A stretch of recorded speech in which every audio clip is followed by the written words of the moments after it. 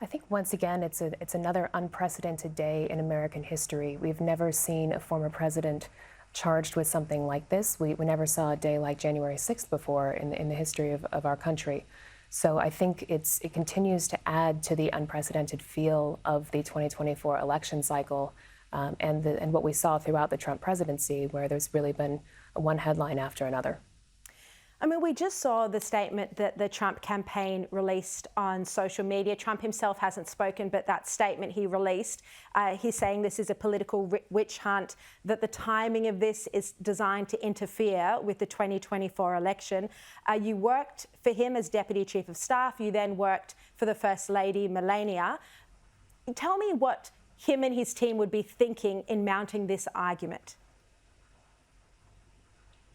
I think they know that this is a very effective argument for the Trump voter base. I think Americans in general, especially on the political right, have a deep-seated concern about government overreach and the role of government institutions. So they're particularly likely to see this in the way that he's describing it, as a politically motivated action. I think he knows this is a very effective way to continue to fundraise. He's certainly seen that from the first two indictments, where his poll numbers actually improved among Republican voters and his fundraising went up. So I think he's using the same playbook because he knows it's worked in the previous two cases. And some of his voter base may not care about the nature of the indictment. Some of them do see this as a very politically motivated action. And what about the substance of his claims, though? And I did show a timeline at the start of the show that every time there was a serious issue emerging against Hunter Biden, that Jack Smith, came out with more charges or a fresh indictment against Trump. Do you think there is the argument that politics is playing into this, even if there is substance to the charges? Do you think politics is also playing into Jack Smith's actions? I think it would be difficult to be at the Department of Justice in a Biden administration and not know that your actions are going to have an impact on the election cycle, whether you mean them to or not. But I think that's, even if people think they're being unbiased in the way that they're timing this, that I don't know if it's actually possible to be when you are appointed by a Democratic administration and serve at the pleasure of the president. And what about that point that Megyn Kelly made, that it would be virtually impossible to find a juror that would be on Trump's side, given something like 92 or 96% of voters supported Biden in that state? I think it would be difficult to go anywhere in the world and find someone who hasn't heard of Donald Trump and doesn't have an opinion about Donald Trump. I certainly haven't met anyone in that category. So I do think that will be another extraordinary challenge in this, and certainly for Trump's legal team as well, something they'll be taking into account, what those jurors will have as an impression and how they can shape that in the case itself. And knowing him as well as you do, how would he be reacting to this privately? Would he be, angry and rattled like Maggie Haberman says, or would he be saying, this can just galvanize more support for him? I think it's both. I think that he definitely would be angry. He does feel that he's been targeted for years, going back to the beginning of the 2016 campaign cycle. That's been a consistent theme both in the White House and on the campaign trail afterwards.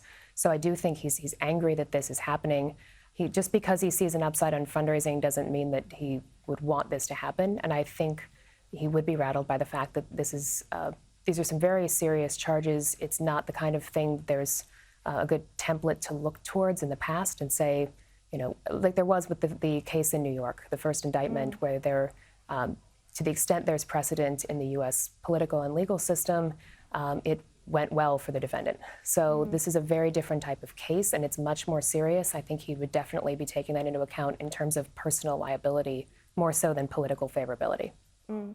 And I mean, we're looking at the polls, and he's clearly the Republican frontrunner. What do you think we're looking at here? Could there be a case where he does end up in prison, but yet is still running to be president? Absolutely. It's unknown, it's untested in the U.S. system whether or not a president can use the federal pardon authority to pardon himself, because we've never had a case like this before, and I don't think our founding fathers thought that we'd be in this position.